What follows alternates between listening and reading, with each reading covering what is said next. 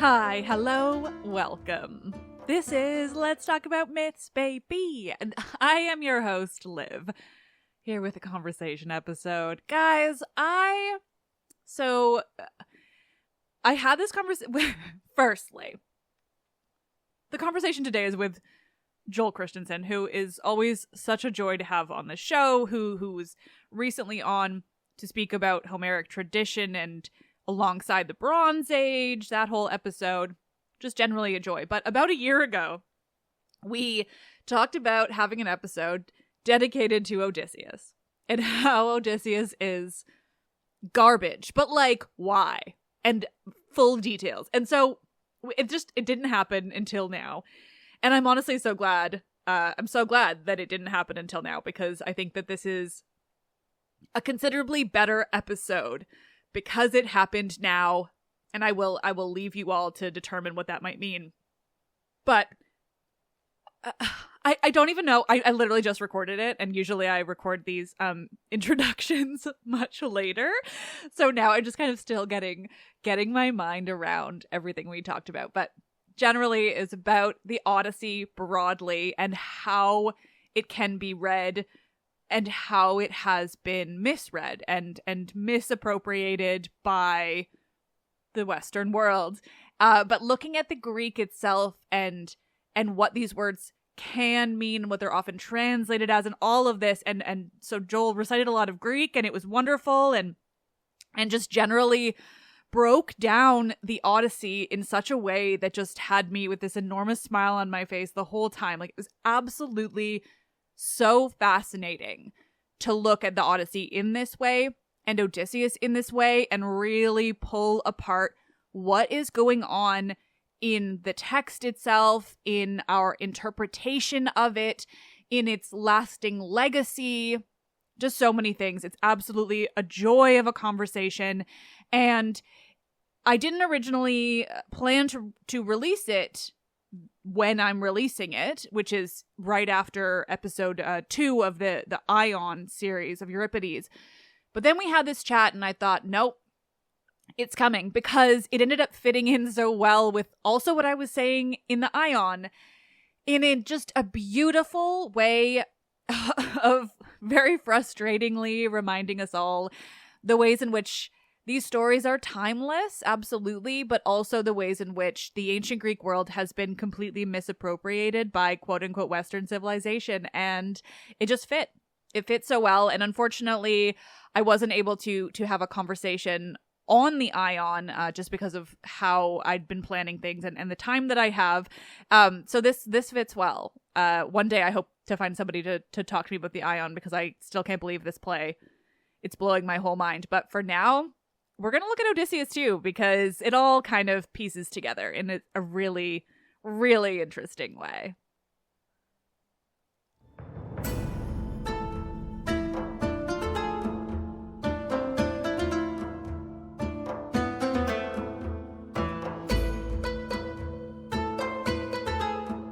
Conversations.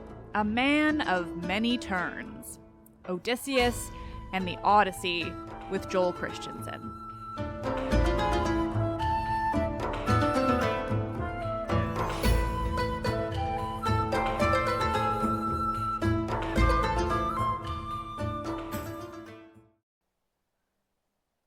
I have been guilty of romanticizing Odysseus too much, and I know that. So I'm happy to have somebody on the other side, because he is generally a piece of shit. Yeah. But we can start there, or maybe end up there. We'll see where we go. Yeah. No, that sounds great. I'm trying to think of a good question to start it off, but like, I mean, why do you think Odysseus deserves any kind of hate? Maybe we'll just start real broad. Ooh, why should somebody hate Odysseus? Yeah. So you start with the easy question. I'm not quite sure which way to answer this. So I'll start broadly, which is that I have a pet theory. And the pet theory is that the greatest trick Homer ever played was getting people to root for Odysseus. Right? Well, I fell for it. You did, right? But it's also it's perverted our sense of what a hero is. Yeah. Now, Yeah. I want to edit that by saying most people don't actually know what a hero is, and we make terrible category errors in thinking that Odysseus and Achilles are people we should be looking up to. But I actually think there's something going on with Odysseus that's rather complicated. So if you'll permit me, I'd like to set up sort of the argument about why he's terrible Can I before we just talk about why he's not. I mean, that sounds Good. wonderful. And I just, because of the way you phrase that, I just have to say we need to fully start it with the first line of Emily Wilson's translation, which is "Sing muse of a complicated man." Yeah. Yeah. So sing muse of a complicated man. We'll step back again, though, right? I want to talk about the epithet. I want to talk about his name, and I want to talk about sort of my uneven relationship to the Odyssey, right? Please. So I think I can't remember why you first had me on your show before. It's a Homer thing, right? Yeah, it was just talking about Homer as like a concept. So yeah, and so I've been studying Homer forever. Well, not forever, 25 years. That's long enough. Yeah. And as I think I said in one of the interviews, you're traditionally either an Iliad man or an Odyssey man, and I use the word man intentionally, because until like 30 years ago, it was always men. But I came to the Odyssey much later. And I came to the Odyssey from a position of teaching it again and again, and being really sort of surprised that I was total shit at teaching the Iliad, which is what I studied and wrote on. But students were constantly engaged with Odysseus' story, even though I considered it to be a lesser poem and a worse story. I don't believe either of those things now, but I just always found Odysseus to be kind of unimpressive in a way. Yeah. And his story to be, more repetitive, less interesting, but turns out it's really just more subtle. Yeah. And so, when I sat down and started writing a book about the Odyssey probably over 10 years ago, and it took me a while to get through it, and all during that time, Emily Wilson's translation came out. And that choice of complicated as translating the first epithet, which I'll talk about in a minute, was one that people made a big deal about. They loved it. They hated it. It reflected Greek poetic metaphors for weaving and all of those things. And I just want to say, I like the translation, but there's no great translation of the epithet. The epithet is polutropos. And what it means in Greek is like the polu means many, like in Polytheus. Tropos means turn. Okay. Yeah. Right. So polutropos means a man of many turns. And you could take it different ways. Yeah. Like, is it that he has many different features or faces? Is it that he's gone on many different journeys? Is it that he is different things? And the fact is, the right answer to that is that it's all true. Yeah. That polutropos is a loaded epithet. And if you read the Odyssey in Greek, there are like 7 different polu compounds that described him. He's polupenthes, a man of much suffering. Polu, I think, ares, a man who's been prayed for much. Yeah. Polumekanos, a man of many devices. Yeah. But whatever it is, he's a man of muchness. Yeah. Right? Poly. Yeah. There's an excess in his character that I find pretty fascinating. Yeah. I haven't got to the Odyssey yet, but I want to talk about his name for a minute. Please. So you start out by asking, why do people hate Odysseus? Right? It's hardwired into his name according to the Odyssey. So one of the things that happens at the beginning of the Odyssey is, it starts out and the gods are looking down and it's looking at the story of Aegisthus, right? The guy who helped Clytemnestra kill Agamemnon, Agamemnon's cousin. And while they're looking at it, Athena eventually pokes Zeus and is like, what the hell is going on with Odysseus? What are we doing with him? Yeah. And she says, why do you hate him so much? And the word she uses is Odysseus, which is a verbal form of the root of his name. So his name is related, according to the Odyssey, to a verb odussamai, which means to be hated or to be hateful. Like odious, yeah. Absolutely, yeah. Right? And it's unclear whether this is someone who hates or is hated or both. Yeah. Right? And again, because it's Greek poetry, it's probably all fair game, Yeah. right?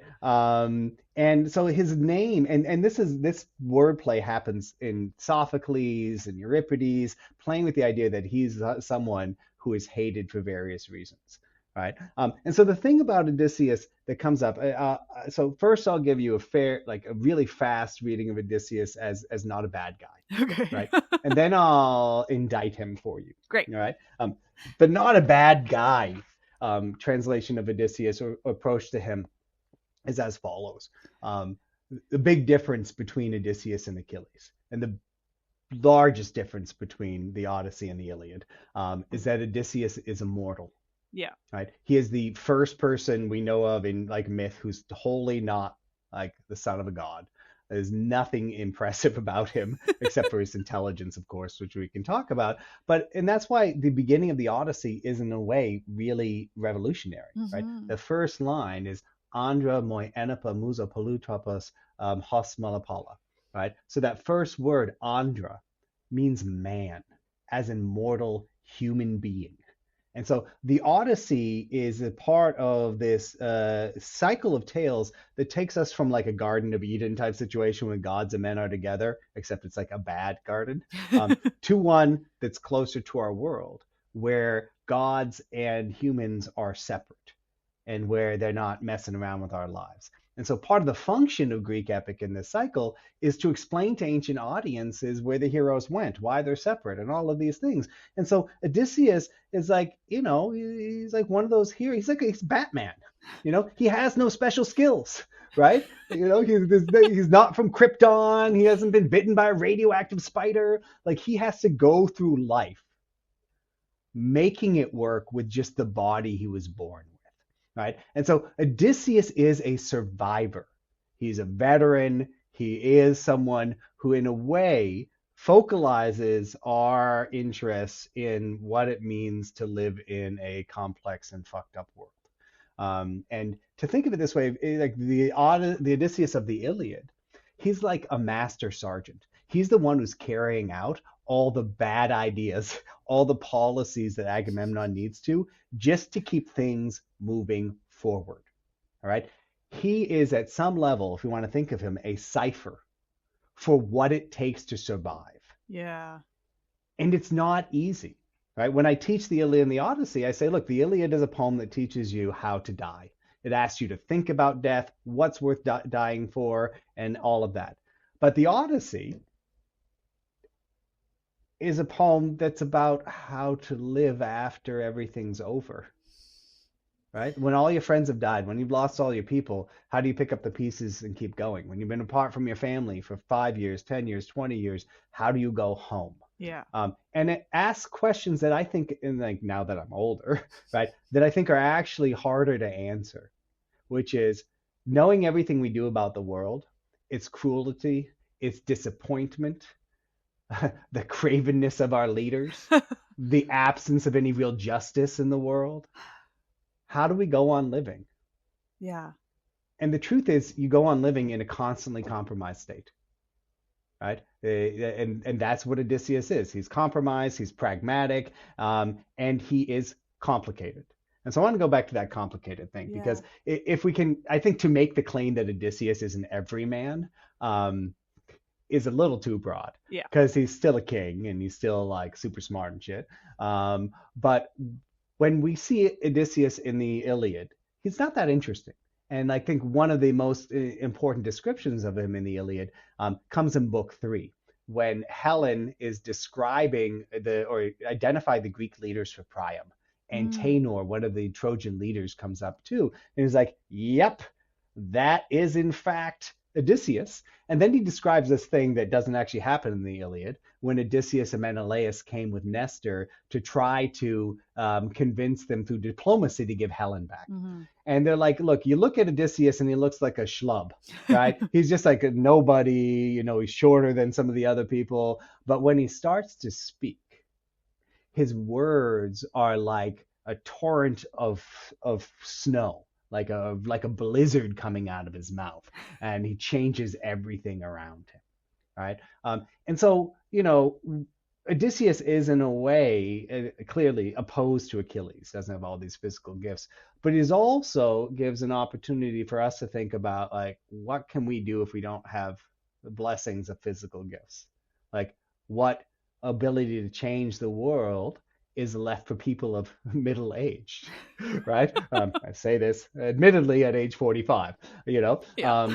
and so he's completely unimpressive in a way until he's in action. And so sticking with that, I actually think part of the challenge of the Odyssey is telling a compelling story about someone who at first glance you might not think much of, but then not resting on letting it rest on his laurels and just being a simple tale of how this regular guy had this great journey home, right? And so now, before I'm just talking too much, I No, I realize, love it so right? much. But let's talk about Odysseus in the Odyssey as a bad dude, right, rather than a good one, Yeah. right? And how sort of complicated his presentation is. Because the Odyssey, like if you go and ask relatively educated people, what's the Odyssey about? They're going to be like, well, Odysseus gets home to his wife and son and avenges them, and maybe they'll remember his dog dies, and then he blinded the Cyclops, but that's it, right? But if you start the poem and just, if you can assure listeners in the future that I'm not actually looking at the poem when I say this, but if you start it, it doesn't say anything about any of that. It Yeah. doesn't. The first 20 lines don't mention his name, doesn't mention Penelope, Telemachus, the suitors. It starts out by saying, tell me about the complicated man who tried really hard to get home. And by the way, he tried to save the lives of his companions, but he failed. Yeah. The word try is doing a lot there. Yeah, but from the beginning, Odysseus is posed as a failure, Mm-hmm. right? He didn't bring his companions home. And so I think the poem from the beginning asks us to think about, like, how is he a failure and why? Mm-hmm. And then what it says, and I'm going to give you a little Greek again, it says that his companions, the sailors, died sphetheresin atastaliesin, because of their own recklessness when they ate the cattle of the sun. Mm-hmm. Now, 20 lines later, when Odysseus is looking down at Aegisthus, he goes, "Oh shit, mortals! They're always blaming the gods for their problems. Yeah. But they make their fates worse than they have to be because of their own recklessness." Yeah. And then using the same phrase, "spheteresin atastaliesin." Yeah. The number one problem I have with Emily Wilson's translation is that she doesn't translate those phrases the same. Oh, yeah. Yeah. And Yeah. so you don't see that a correlation is being made there. Mm-hmm. And that Zeus is actually inviting us to read the entire poem from the following perspective. Mm-hmm. How do people make their fates worse than they had to be? Mm-hmm. And this is a very different perspective from the beginning of the Iliad, Yeah. which starts out, line 9, by saying, Dios deteleata boule, and Zeus's plan was being completed. Yeah. Right? So from that perspective, at the beginning of the Iliad, everything in the poem is part of some larger plan set into action by the gods. Yeah. At the beginning of the Odyssey, Zeus is like, hold up, there's a plan, but there's agency within that plan. Yeah. Right? Because I truly believe that the correlative of you make your fate worse because of your recklessness is, can you make it better? Yeah. By being smarter, right? And so I think from the beginning, we acknowledge Odysseus' failure. We ask people to think about how human beings cause their own problems. And then we have 24 books of Odysseus suffering. Yeah. And we're supposed to be asked, well, how did he solve it? How did he cause his own problems? What's going on there? And so I want to answer that question, but first give you the indictment. All right, indictment 1. And so one of my favorite versions of this is actually in the book Odysseus in America by Jonathan Shea. He does a court martial of Odysseus near the end of the book, but he doesn't actually he only gets to like book 12 of the Odyssey because he's treating him as a military leader. Okay. But if we look at that, so when Odysseus gets home, he's lost 12 ships of men. Yeah. 12. And I believe the catalog of ships in the Iliad says there were 50 men on each. All right. That's like 600 people, right? Yep. All right. So he lost 600 people. right? Most of the time, if you send an officer out with 600 people and they come home with zero, like he's going to jail or he's getting hanged or something, Yeah, it's right? not a Like that's good average, or not even the right. word average, but yeah. And before we even see him, right, we find out that his son's just sitting there with no plan, that there hasn't been an assembly or a council in Ithaca for 20 years, and nobody knows what's going on, right? Like, again, like imagine, I mean, you wouldn't be upset if the Prime Minister of Canada just up and disappeared, That'd be fine. right? Yeah. But if the entire government, probably you and I could both agree, if our Yeah. government's disappeared, we'd be like, well, not bad. Time Let's to start start fresh. over, Yeah. right?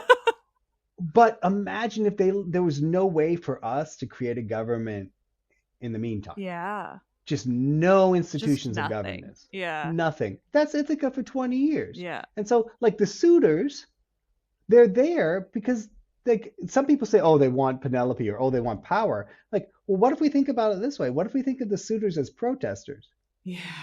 Right? Like they're not being taken care of. Like they've had no voice in government. There has been no government. Yeah. And like their brothers, their uncles, their cousins went to war and never came home. And war has been over for 10 years and it's 10 and they've got no news. Nothing's going on. Yeah. And Right? no one's making so, any effort to change that. right. And meanwhile, right. like the palace is presumably and certainly like still full of wealth and food. Right. And yeah. Yeah, I mean, income inequality is driving up, all those things, right? And so, indictment one, Odysseus kills all his people. Two, he's, in charge of Ithaca. He leaves no methods for governing it while he's gone, right? And then he comes home, and he disguises himself. He has his son and the swineherd Eumaeus disarm people, locks them in, murders 108 more people, has his cowherd mutilated, eyes, ears, nose, testicles cut off and then killed, has the enslaved women hanged by his son Telemachus, and then even acknowledges in book 23 when he says to Eurycleia, don't make a lot of noise about this, pretend it's a wedding, because this is exactly the type of thing that you would kill someone for. Like the suitors' families are coming to me, right? So like he's killed 708 of his own people, right? Mutilated, tortured, and killed members of his own household, right? And then in book 24, he's ready to go to war with his people, right? Until Athena comes down and says, no, let's stop, right? And she says to the suitors' families, and they've split, she says, look, you're going to forget what's happened to you, and you're all going to live in peace together. Let wealth and peace be enough. And then the poem just ends, right? So just on the surface of the story, like what has Odysseus done that's good? Yeah. He got home, right? That's it. Why are we rooting for a murderer, right, who's a bad leader, right? Yep. But I don't think we're done yet, right? Because the big part I skipped over in telling that story is how all of his men died. Mm-hmm.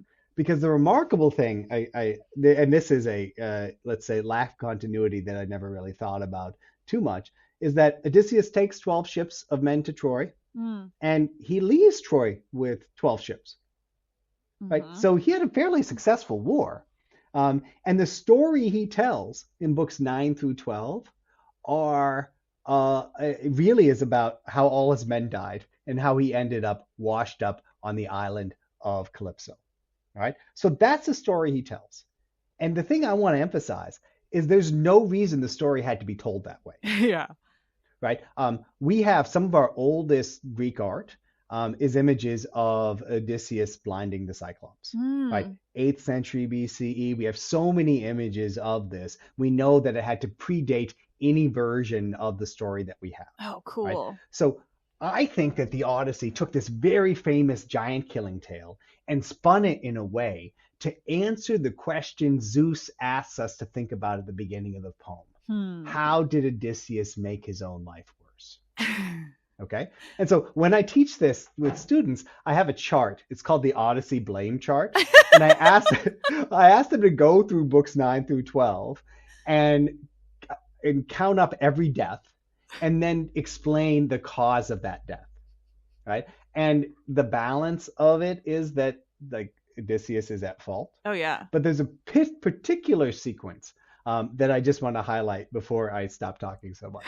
And the sequence is this, right? Most famous scene in the Odyssey, right? And in fact, maybe in Western literature is the blinding of the Cyclops, Yeah. right? And the way it's set up, though, it doesn't actually glorify Odysseus, No. right? And so there are 3 times where his men say, that's a bad idea.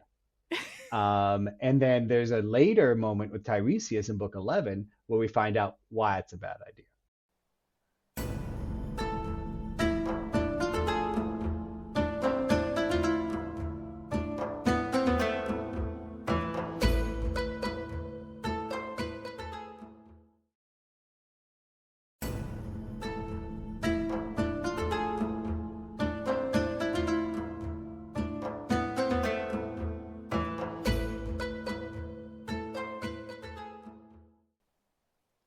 So first, just to drop the scene, Odysseus and his men pull into Goat Island.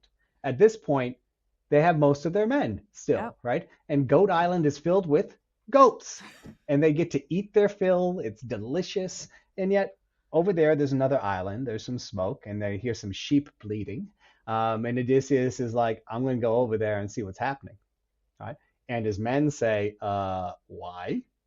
You know, like, got everything we need right here, man. He's like, nope, I want to go see who's over there. Right, so he gets in the ship with one man.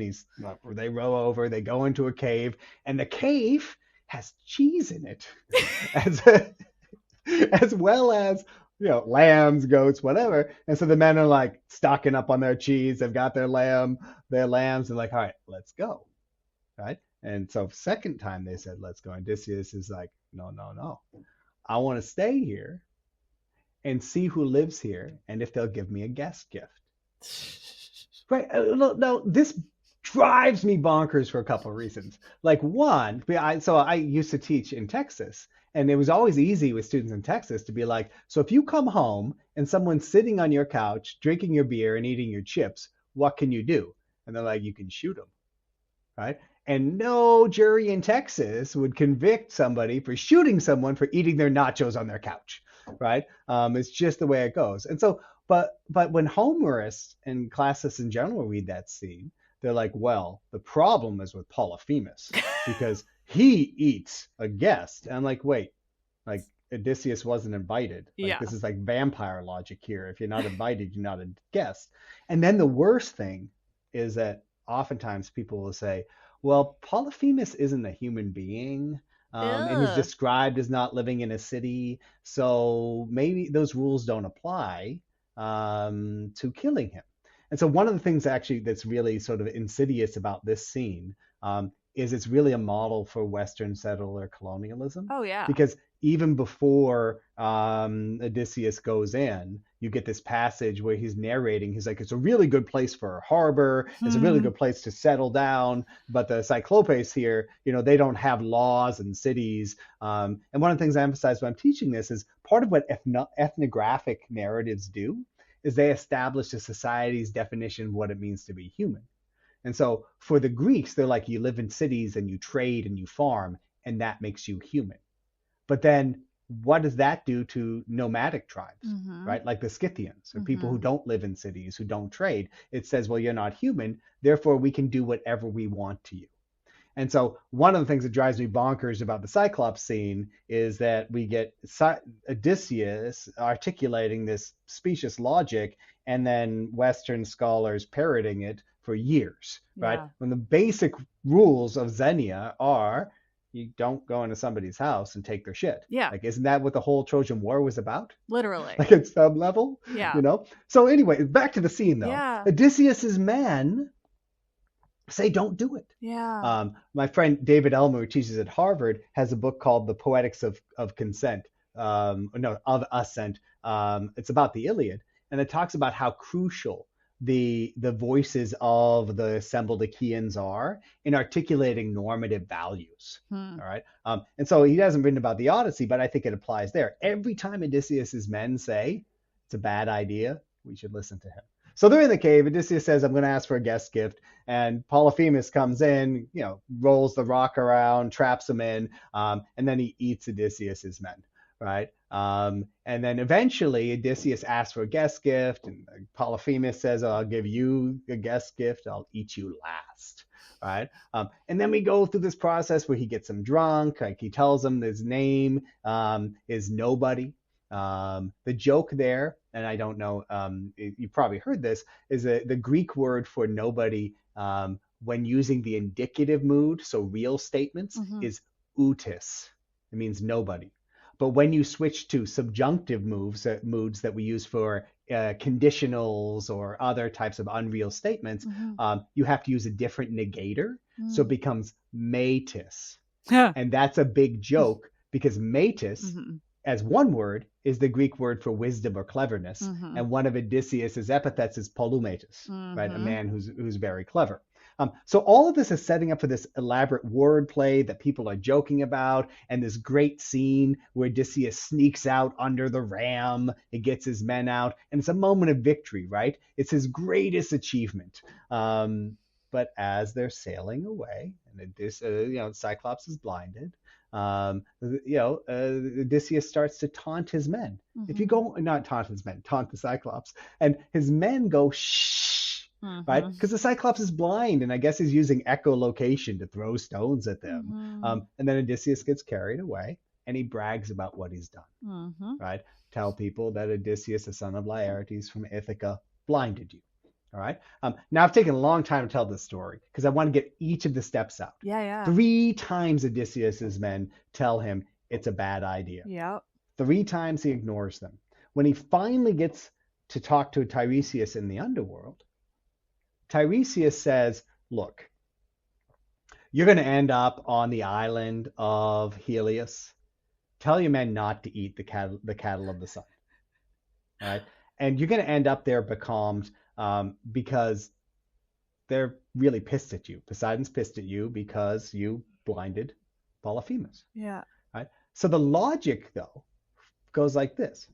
If Odysseus hadn't blinded Polyphemus and bragged about it, they never would have ended up on the island of Helios in a position to eat the cattle of the sun. Yeah. The suitors did not show up at Odysseus's home until year 17. They've only been there 3 years at the beginning of the epic. Odysseus blinds the Cyclops and brags about it in year 11. 6 years transpire, right? And so at the beginning of the Odyssey, the middle of the Odyssey is this elaborate coded narrative that answers that question. Like, how did Odysseus make his life work?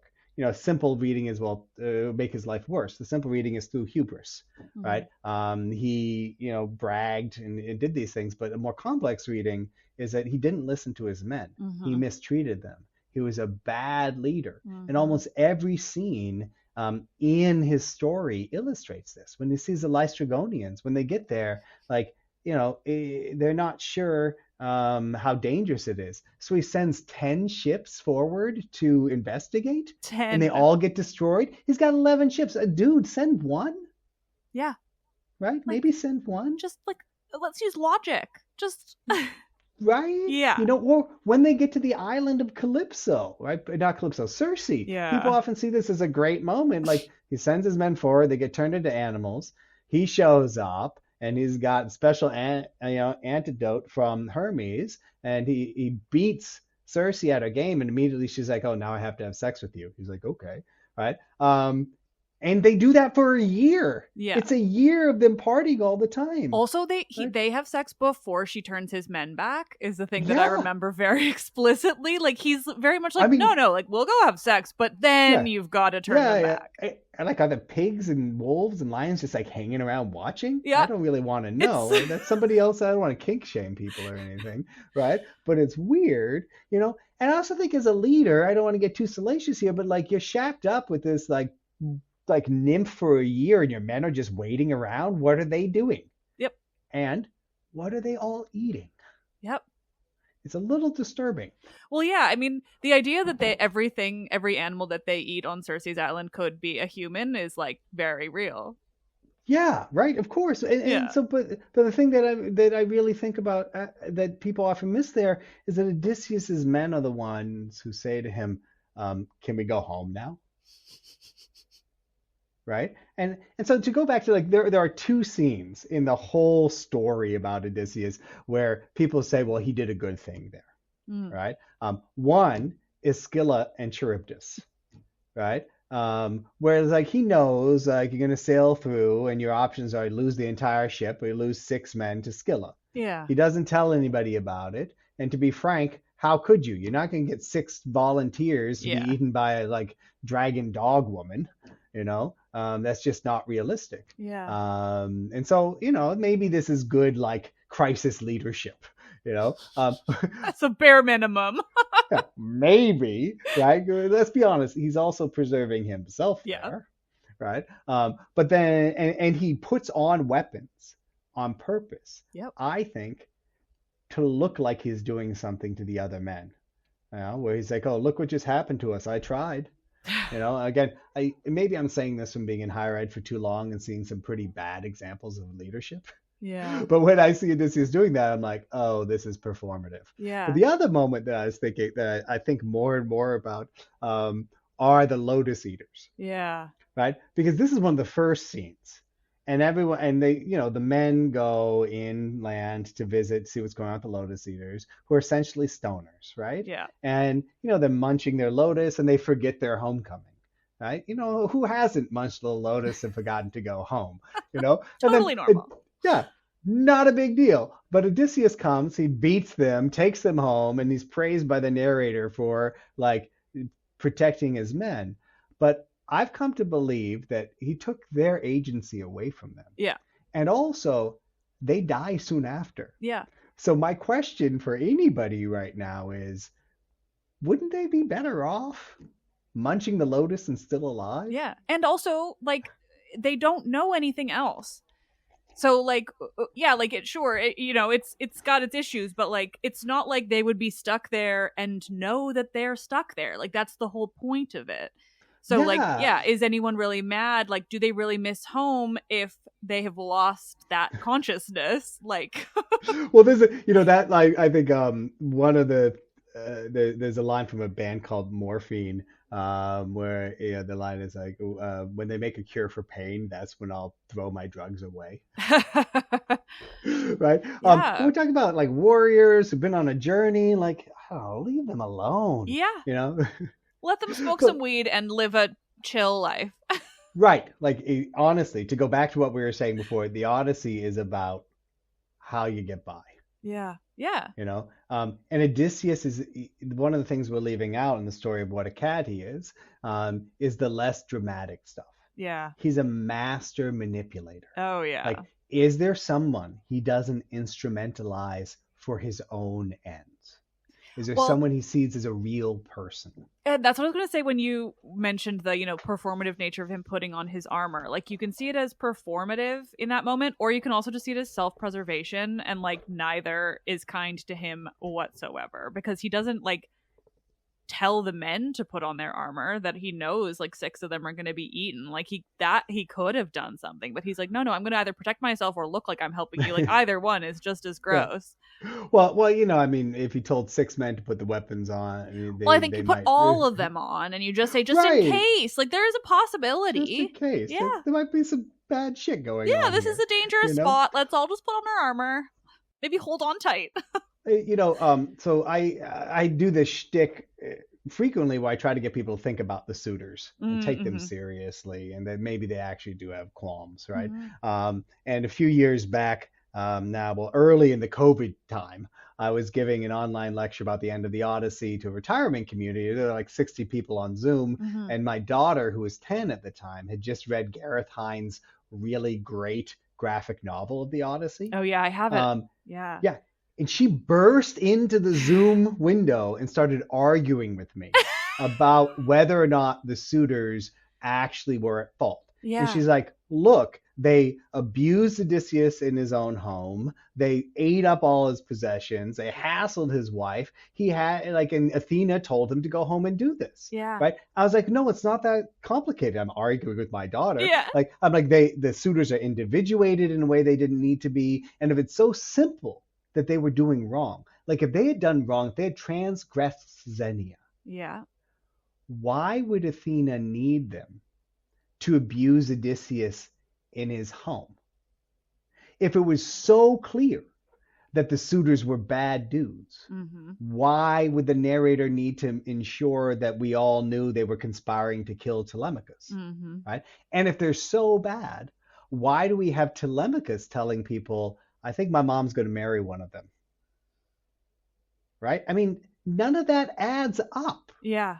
Yeah. Not to sound like a crazy conspiracy theorist with a bulletin board and a string, but the Odyssey invites us to see complexity in the characters. Yeah. And we can see the suitors perhaps as an oligarchic coup against a tyrant. Yeah. Right? Or we could see them as young people protesting unjust leadership. And then camping, how sometimes camping out in a place is the only way to do that, you know?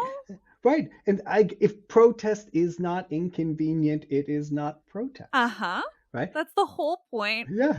And if you do not have access to the levers of power, is writing a letter going to do any good? No, you've got to put yourself in their faces and not leave. And that, I mean, we could call the 3-year stay Occupy Ithaca, right? Because that's what it is. Yep. And then what does Odysseus do? But what power always does. Overreact and try to stub out any threat. Yeah, you might even call it policing. You might. Yeah. You might call it policing. You might call it a unnecessary militarized response to a civic conflict. A brutalization, even, in response to a protest. But I want to return just briefly. No, please. I'm glad we got to say that, but also keep going. To the amazing craft of the Odyssey in getting us to root for a bad guy. Yeah.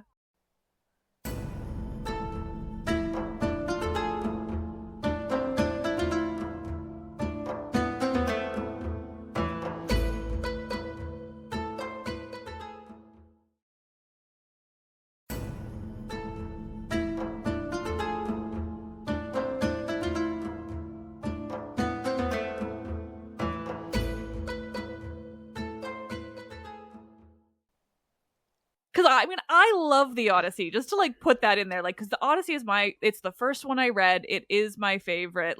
It has been a while and now you're just making me want to read it again. But I love it because to me, all of the different pieces are so interesting. So this is just, you're fueling my love so much, but it's also why I ended up liking Odysseus, because he's just part of this story. But also, is a piece of shit. So, but I'm fascinated by please. So, and the way I think about it this way now is that the Odyssey we have isn't necessarily the only Odyssey we could have had, right? So if we think about Odysseus, one of the things I'm fascinated about is what's the relationship between this depiction of Odysseus and other different ones, right? So we were talking earlier about your love for Euripides, right? And in Sophocles too, when Odysseus shows up, it's usually bad news, right? He's a person who is going to convince Philoctetes to go back or manipulate Neoptolemus to bring Philoctetes back to Troy. He's the one who's tasked with making sure that Astyanax is killed. Right? Yeah. He's the one, and this is a deep cut that I think people often miss out on in Plato's Apology. When Socrates has gotten a death sentence, he says, "Look, this isn't such a big deal because death is one of two things: either it's a dreamless sleep from which I'll never wake up, or I get to go down and pal around with the heroes in the underworld and take up cause with people like me who've been unjustly convicted, like Palamedes. Palamedes is the one that Odysseus frames in the stories before the Iliad, because Palamedes tricks Odysseus into coming to Troy.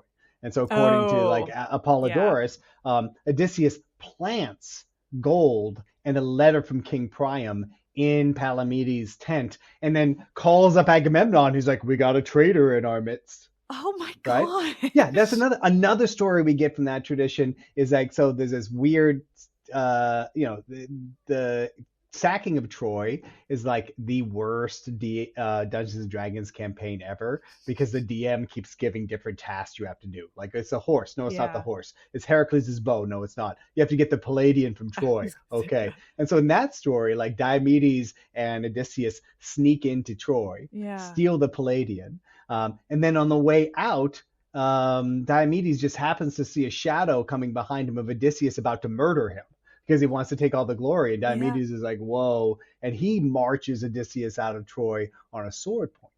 Huh. So you have all these stories about Odysseus in which, like, he's not a good guy. Well, yeah, just to pull it back to what I'm doing on the show currently, like, I'm not sure how Fall of Troy fits in with, like, the, lost epics or fragments or whatever, but, like, there's an entire scene about Achilles' armor. Like, I know this is definitely, part of broader mythology, like that Achilles' armor goes to Odysseus because he basically, like, talks his way into it, and then friggin' Ajax kills himself because of it, because it's such a shame. And then Ajax was, like, their best hope, and so because of that, they have to go get Neoptolemus, and then it's a whole other thing. Right. And like, Ajax, in the underworld, Odysseus is like, I guess he's still mad at me. I don't get it.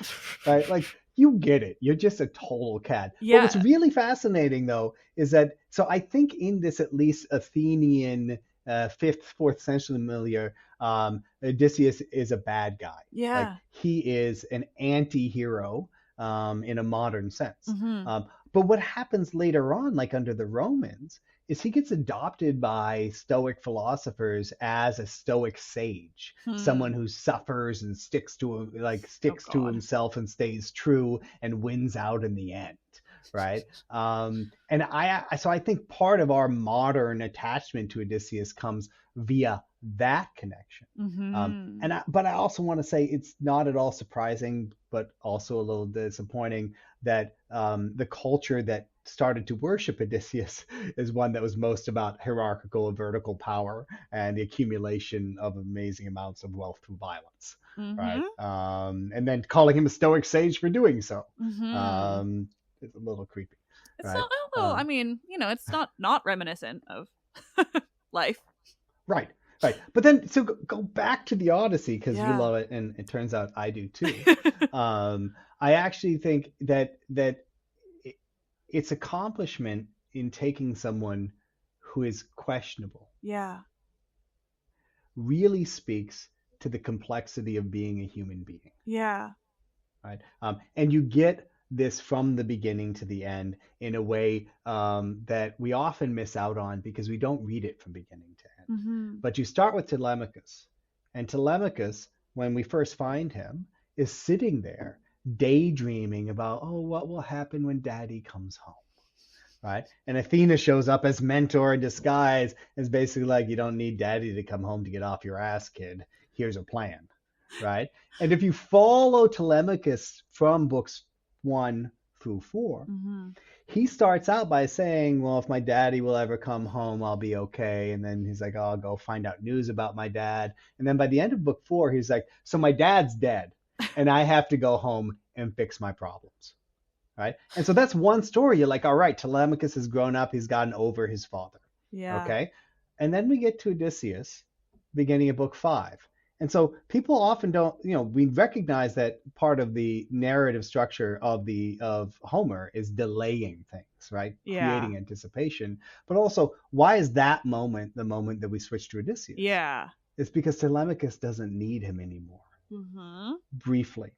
And then we get to Odysseus, and he's actually just like his son, right? He's sitting there looking out across the sea, like he spent 7 years having sex with Circe every night. Calypso every night, crying every day. Yeah. And the one line we hear about it is that, he doesn't enjoy it anymore, even though he used to. Yeah, I know. Because a lot of people like to be like, oh, he's a victim in that. And it's like, not really. Like, he turned himself into a victim and then did nothing about it. Right. Like, and so, the genesis of my book about the Odyssey was like, well, how do we understand Odysseus just sitting there, and Hmm. why is he paired with Telemachus that way? And my idea in it is that there's this concept of learned helplessness in Mm. psychology, which is when you encounter failure repeatedly, you not only tend to try to act less, but you're actually less successful when you try to do things. Hmm. And over time, you just stop even trying. And so I actually think we have both Telemachus and Odysseus being paired as people who have no sense of agency, Hmm. because either, like with Telemachus, he's never been in a structure where he thinks he can do anything, Hmm. right? And Odysseus has failed so much he's just given up. Yeah. And so part of the question of the Odyssey that follows is, how do we recuperate agency when the world has beaten us down? Yeah. Though I will also say, like, some of this could be, well, I think a lot of it could be read as perceived failures Right. and No, the no, wait. perceived world letting you down. No, I absolutely agree with you that, Yeah. which is why early on I tried to use term like free will and I gave up on it. Yeah. And I used a sense of agency instead. Yeah. Because for human beings, it's ultimately the same thing. Yeah. Like I could have agency, but not feel like it. And so the Yeah. outcome's the same. Yeah. Right. But my point in sort of recapping this is the beginning, first half of the Odyssey is deeply individual and personal. Yeah. It's about people figuring out how to act in the world and have agency in it, and then acting upon it. And what we find out with both Telemachus and Odysseus is stuff that's confirmed with like modern therapies, both cognitive behavioral therapy and narrative therapy. And that's that to overcome a sense of lack of agency, you need to have small stakes success. You Yeah. need to actually go out and act in the world, feel you can do it. And then you also need to change the way you think about yourself. So you need to talk about your story differently. You need to see yourself as an agent in the world. And I think part of what's going on in the story Odysseus tells is that he's retelling his own story in a way that he answers Zeus's question for us. He Yeah. says, I fucked up. It's my fault. And by embracing his agency, he can start again. And then if you read the Odyssey from book 13 on, he has no doubt once he gets home. Yeah. Like there's no hesitation at all. He uses his storytelling to bamboozle people. He tricks everyone until he gets the moment where he is actually the Cyclops in the cave and he eats everybody up, like metaphorically, Yeah. but essentially. And so the second half of the Odyssey is about family and community, right? So the first part is about growing up, about becoming a person, about acting in the world. And the second part is, well, we exist in a world with like other people. How do we relate to them? Yeah. And Odysseus' story is really, it's two-sided, because there's the wonderful narrative that I deeply love of his reunions with other people Yeah. and how he needs like tokens in the world to confirm who he is, right? With Eurycleia, it's the scar. With Penelope, it's the bed. With his father, it's the orchard. And you following it, he goes through the most significant relationships in his life to reconfirm who he is in a Yeah. way that I think is powerful for each of us, because the narrative it tells us is we aren't anybody alone. Yeah. Right? Our identity is constructed in other people. Yeah. Right? Which I think is actually a really anti-ancient Greek idea, right? At least the way it's activated for us by like the Ayn Randians in the world, right? The rugged individualists. What the Odyssey tells us is like you are who other people see you to be. Yeah. And that's the most important thing. Like identity is extrinsic, not intrinsic, which is hard for us in our very individualistic age to accept. But then you get the whole problem of Odysseus's relationship to his family. Like he can't return home to them without dominating them, Hmm. right? We often forget that when Eurycleia recognizes him, Odysseus grabs her by the throat and tells her not to speak. Yeah. He just tells his son, no other Odysseus will come home to you. With Penelope, he manipulates and lies to her, and then sleeps with her. He's like, yeah, I'm gonna leave again soon. It's gonna be cool. And then with his father, he tricks him, tests him, and like makes him cry. And then he's like, I'm sorry, I'm Odysseus.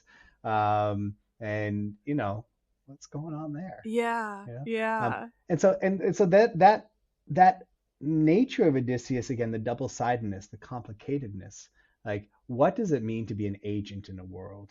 And it speaks into a way into like what we now call in social media the main character syndrome, Yeah. Oh right? God. Like Yeah. no, but there's something to be said there, like Yeah. by centering yourself instead of others. Yeah. What kind of a family member are you? Yeah. What kind of a leader are you? Yeah. And so I really think that the complexity is meant for audiences as like a test case to think through, Yeah. and that we fail the test by rooting for Odysseus. Yeah. Like instead of rooting for or caring about the enslaved women, you wouldn't imagine how many Homers are like, it's not a big deal, right? Yeah.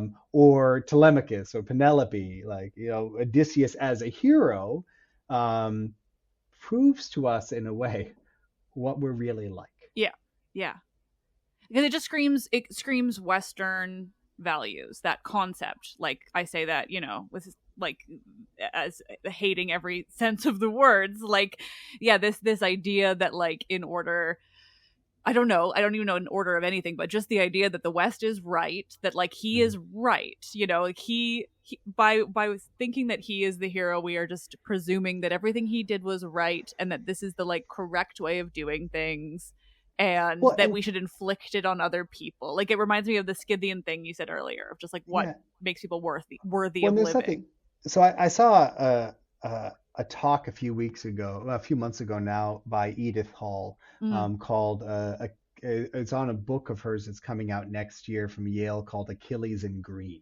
And it's an echo-critical reading of the Iliad that makes a parallel argument to the one I suggested about settler colonialism in the Odyssey, by looking at the consumption and extractive relationships in the Iliad, positing that our relationship to the environment, as foretold in the Iliad, is one that ultimately is extractive in its nature entirely and not harmonious. Yeah. And one of the things she points to is that, and she doesn't emphasize this too much, but this is at least a footnote, is the archaeology of Bronze Age often doesn't emphasize enough how destructive the smelting of bronze is, and how it destroyed and changed the natural world. Like how many trees are needed to light the fires that make it hot enough to do the metallurgy, right? Of how hard it is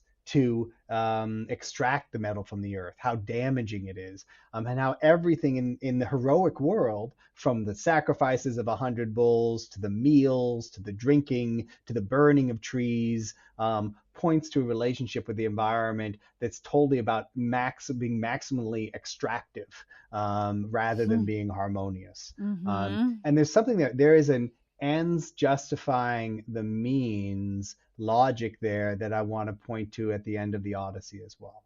When Athena comes down, she says, "Let wealth and peace be enough." And what she's asked or told the suitors they have to do in order not to be in a constant cycle of vengeance is that they have to forget that Odysseus killed their loved ones, that he murdered their families. And the sad thing for me is that I don't know that the Western tradition has given any clearer or better solution for cyclical violence than that. This is what we're told. You want to live in the United States and enjoy its material abundance? Forget about crimes against indigenous people. Forget about slavery. Forget about our international policy that has killed millions of people and supports client states that are committing genocide. All right? Forget all that. Let your wealth and peace be enough, because that end justifies any means to get there. Because it's impossible for me not to parallel this with Canada, because like we're not quite the same, but we also are. Just yesterday, the RCMP, people like to say the Mounties, but no one in Canada calls them that. We call them the RCMP. And so our federal police released a new addition to their uniform, and it is a ribbon skirt. So it is an attempt to put indigenous clothing and art into the RCMP uniform. And if it is not just like the perfect settler colonial values like notion, like the Yeah. RCMP, it actually is wild because also 3 days ago we had the Victoria Day parade here, which is inherently, it is celebrating settler colonialism. It's literally for Queen Victoria. Like, and I happen to live above the parade route. So it was forced on me to look out my window because the noise was absurd and it was crazy. And at one point I looked out my window and I saw a cop car in the parade covered in indigenous art. Victoria Police has a special car made that is like decaled with indigenous art that they drive through parades.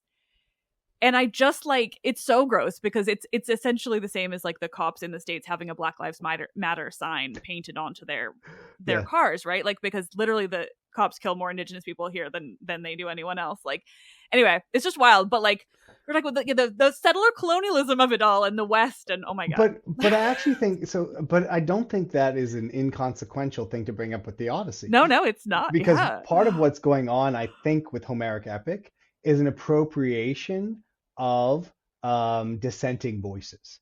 And so one way to think about the suitors in the Odyssey, if we're thinking about them as being anti-autocratic, is that their position in society has been appropriated into epic to discredit them, right? It's become part of it. So you bring enough of it in order to show that, you gave them a fair chance, right? And so that's why I actually think, earlier I mentioned the multiple counts against the suitors that the Odyssey trumps up.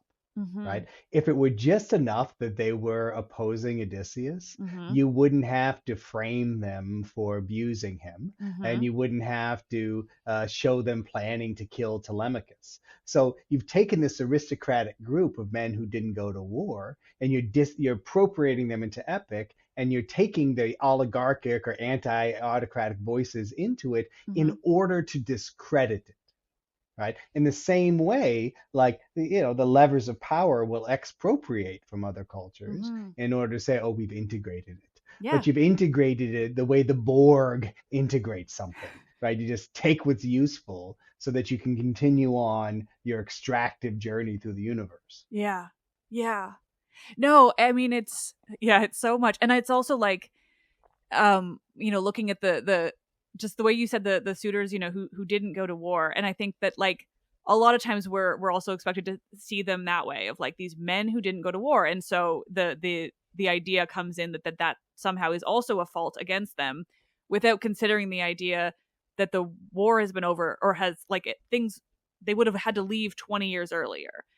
Yeah. So but there's also no confirmation of their age. So like They literally could have been 10 when it started. Well, you hear one of them, I forget, one of the leading suitors is like, I remember Odysseus from when I was young. Right. Like they were too young to go to war. Yeah. Right. And I think the youth of the suitors again is critical, because if we want to use them as parallel for protesters, right? I mean, they're the youth who don't know enough, right? The child, the young. He Turks, knows the next better. Generation. He does, right? Because he's done such a good job taking care of young people far. Yeah.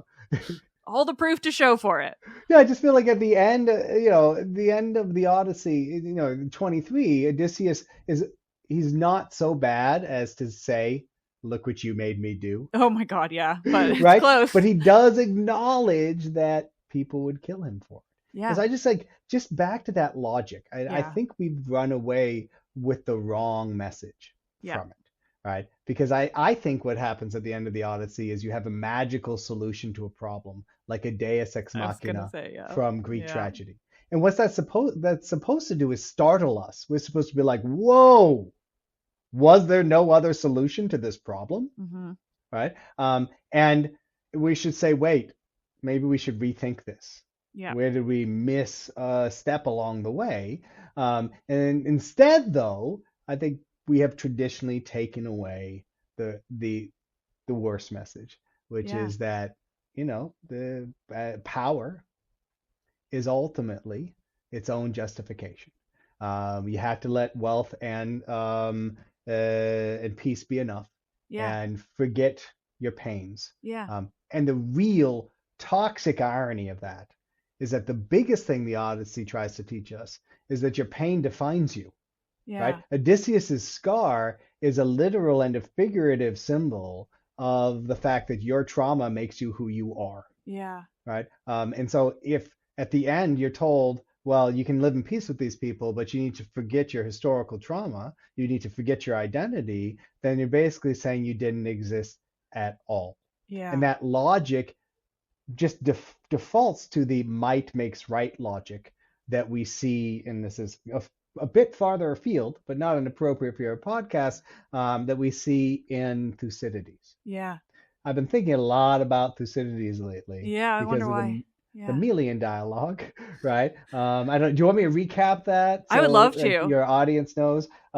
So there are two sort of really important moments in Thucydides' Peloponnesian Wars, where when it comes to characterizing Athens as a political organization. Okay. So for people who don't remember, Athens and Sparta are fighting this long 30-year war, Yeah. and the difference is that Sparta is a land power, Athens is a sea power, and it dominates its allies. Yeah. And so the first of these things, Mytilene is not behaving and isn't paying tribute to Athens and isn't following Athens' rules. And so Athens dispatches a ship to carry out a sentence against Mytilene. And the sentence is to kill all the men and enslave all the women and children. And so they wake up the next day after making this decision and they send a ship to go super fast to rescind the decision because they're like, wait, these are our allies. These are human beings. We don't want this to happen. And the ship, they row wicked hard. They get there and they're successful. And it's this moment where you're like, okay, sometimes when we all get together and talk things through, we can make bad things not happen, Yeah. right? But later on, there's this thing called the Melian dialogue where Athens goes to see its closer ally, Milos. They send ambassadors. And it's a fascinating thing because what we get in Thucydides is a dialogue between Athens and Milos. And the representatives of Milos are like, look, you care about the gods and justice, and you want your other allies to respect you. Don't push us around and don't make us do what we don't want to do, like respect us. And the Athenians basically are like, look, we have power, we can do it, and there's no other argument. This is what we want, so fall in line, or Yeah. else we're going to kill you. Yeah. And they do end up carrying out, both historically and in the narrative, the sentence that they denied to Mytilene on Milos. They kill all the men and they enslave all the women and children because it serves their interests and their power. Yeah. And so when I think about the operation of imperial activities in the modern day, like we have this notion of progress that we only buy, some of us buy, because we live in countries insulated from those horrors. Yeah. And well, yeah, I've been thinking a lot about the way that the West, it refuses to accept the idea that anything else should exist, like that like because we've decided that like our way of life is the best, then it is seen as like the thing that should be inflicted on other cultures, even if those other cultures don't want it. Yeah. But it's like we use our quote unquote progressive ideas to like enforce something on people who don't want it. And yeah, like it's just, I mean, what you said earlier too about like the just going back to Odysseus, because I just had this thought, but like, the reading that we take now, the like sort of flawed reading, as we've just been talking about, like that like the ends justify the means, that his getting home was worth the killing of 600 people, just feels a little too real. Yeah. And I'm gonna just I guess leave it at that. Just like the idea of saving one life is worth 600 is a little, it's just a little too It's also reminiscent. a thing I often pair it with is, so there, I'll quote it wrong, but I'll get the idea right. There's this notion that shows up in the Quran and the Babylonian version of the Talmud, which basically says saving the life of one human being is saving the whole human race. Mm-hmm. Killing one human being, killing the whole human race.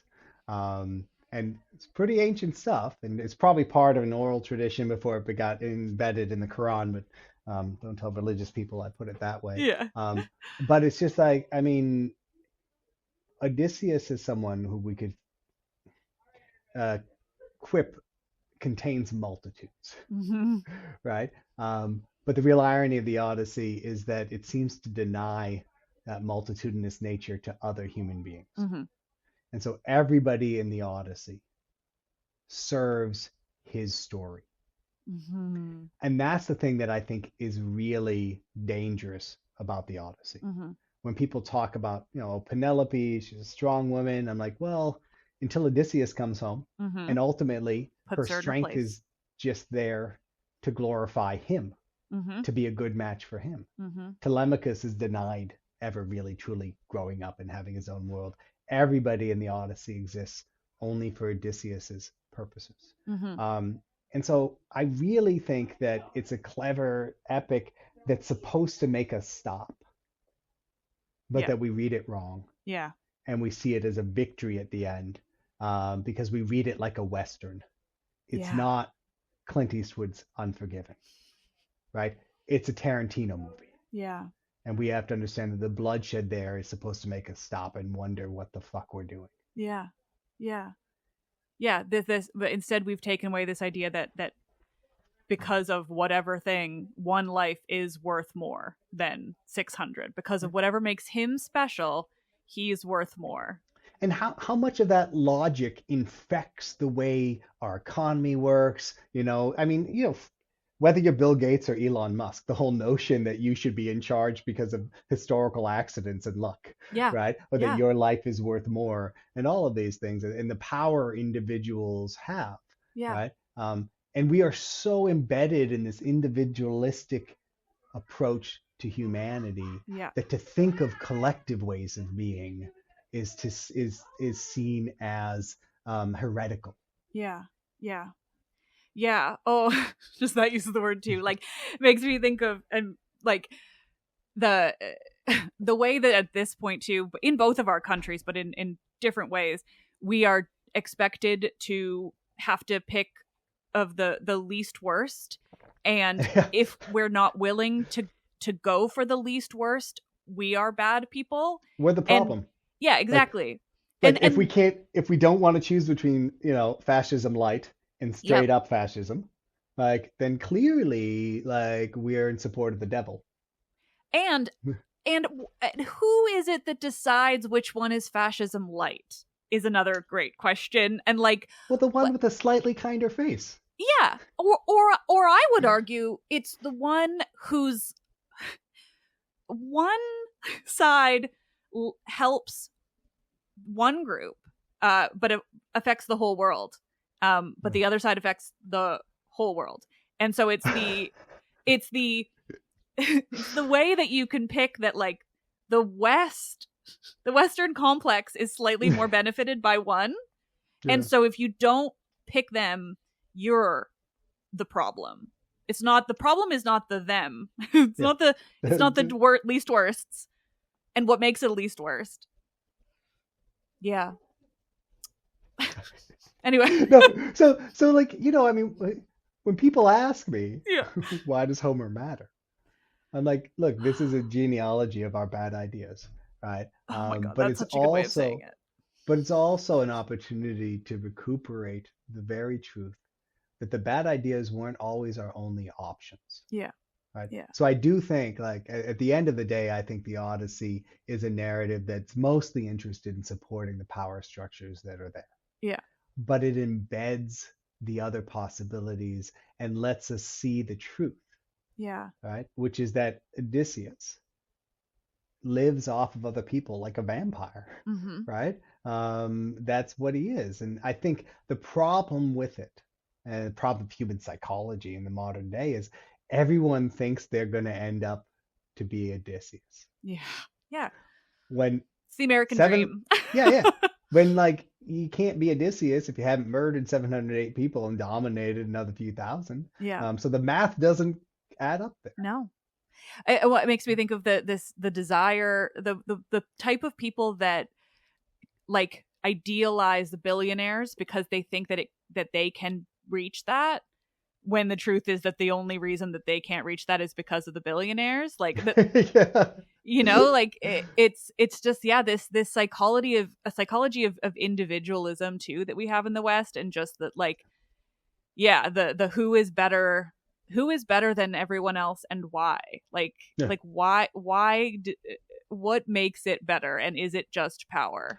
But also, and also what we come to embrace in Odysseus, Mm-hmm. right, is that ends justifies the Mm-hmm. means approach. Like, Yeah. people, like this whole notion of Christian classical education and holding Odysseus up as like a model, like all he does is lie and cheat and break commandments in Mm-hmm. order to achieve his ends. Like, why would this be a central person? How is this a stoic sage?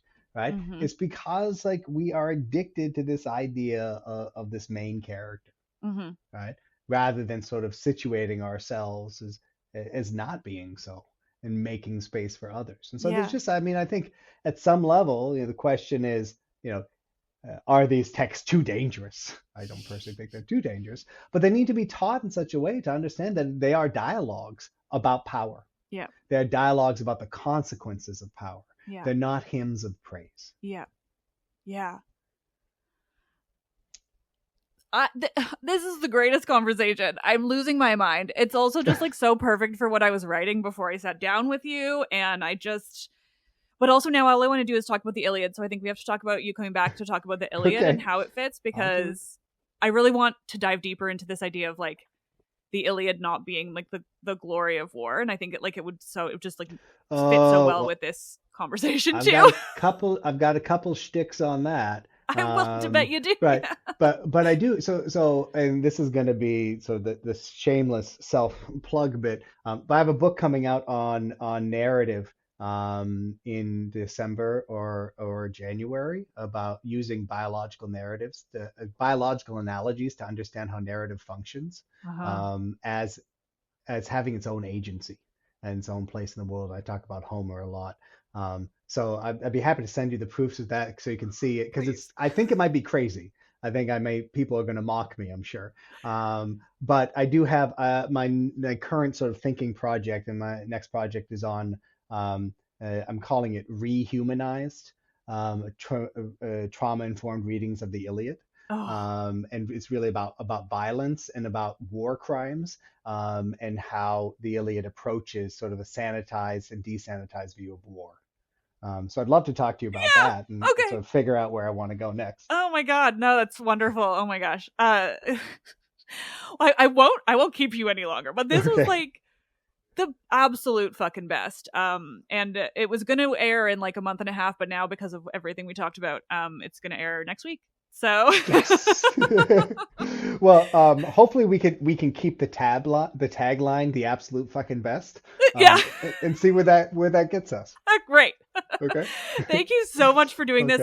Do you want to share anything with my listeners about like where to read more or find more from you at all?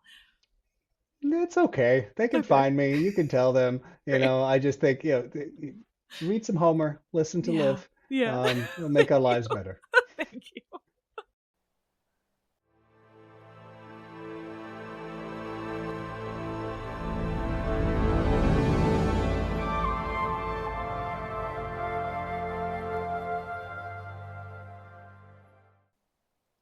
Thank you all so much for listening. I finished recording that conversation with a level of joy and just like, I mean, joy is maybe the wrong word, but it is right. Just joy in a way of being able to look at this stuff and talk about it and share that. Just share these views, these musings on the ancient world and how applicable it is to us today, and how it has been taken and just, I don't like to use the word bastardized, but it's the only thing that's coming to me right now, but like just the ways in which we've fucked it all up. The world is an absolute fucking dumpster fire, but it is so possible to find joy in the solidarity of it, and in looking at these things and in tying it to the ancient world, and both seeing how timeless it is, but also the ways in which we can claw our way out, just as people. Anyway, it was a really, really wonderful conversation. Joel is always such a joy to have on, just because he's got to be the most supportive academic I've ever talked to in terms of the podcast. Just truly so supportive of what I'm doing in a way that it always is a great ego boost, and sometimes when I really need it. So it's just absolutely lovely to have him on. We're absolutely going to be talking again soon to look at the Iliad, because as you've all, if you've been listening to my Fall of Troy episodes, I really think it is so important to look at these epics for what they actually were, which is not glorifying war, but just looking at how bad it is and how it damages everyone in so many different ways, and how it benefits no one. And we in the West just so often don't see it that way, because we've been conditioned to accept that sometimes so many innocent people just, quote unquote, need to die for Western values.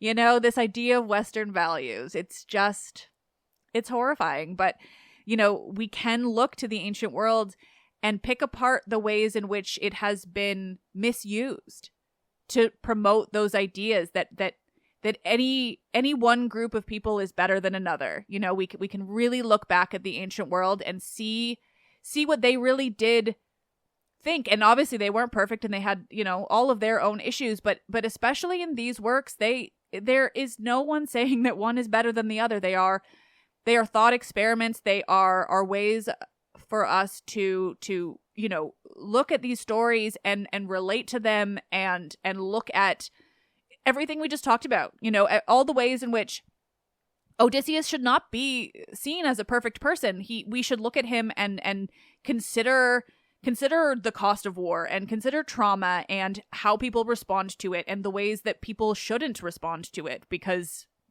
people die when they respond to those things that way. And the way that if he just looked it just kind of stepped back and maybe examined things a little closer, really, or was able to see the flaws in himself, maybe it wouldn't have gone like that, right? Like, that's what these things are for. If Achilles could have stepped back and thought, maybe there's a flaw in my plan. If Agamemnon, if Menelaus, if anyone could have stepped back and really thought about it and been able to see that maybe what they're doing isn't always right. Maybe no one always knows what is right. And maybe there is no one who should be able to determine, if one culture is more or less deserving of life, if one group of people is more or less deserving of life, it's never true. And it's just, it's dark. I don't know. This was just a wonderful, just a really great conversation. I've linked in the episode's description to Joel's Twitter and website, because it's really great stuff too, as much as he doesn't promote himself. So you can find more for sure. There's a lot of really, really interesting and accessible translations of Greek stuff that you'd never find otherwise, because it's just like weird poems, or just these things that aren't famous, or even just like, close looks at what's really going on. I do highly recommend it. It's just about me trying to say the Latin sententiae antiquae. I don't know if that's right. Anyway, it's linked. Thanks to Joel, truly. This is just I'm still reeling from it, and it was a really great time, and makes me so excited to go back to writing the Ion. So you can stay tuned for more of that, because it's fucking good. I'm saying it too early, but Jesus, I fucking love the ancient world and everything we can learn from it. It's just such a joy, and I haven't felt this type of joy in it in a long time. So I'm pretty happy. Let's talk about Miss Baby is written and produced by me, Liv Albert. Michaela Smith is the Hermes to my Olympians, my assistant producer. Laura Smith is the audio engineer and production assistant. The podcast is part of the iHeart Podcast Network. Listen on Spotify or Apple or wherever you get your podcasts. Help me continue doing this by supporting the show, supporting the 2 free episodes I give you all a week on Patreon, patreon.com/ myths, baby. But don't pick me over people who need help.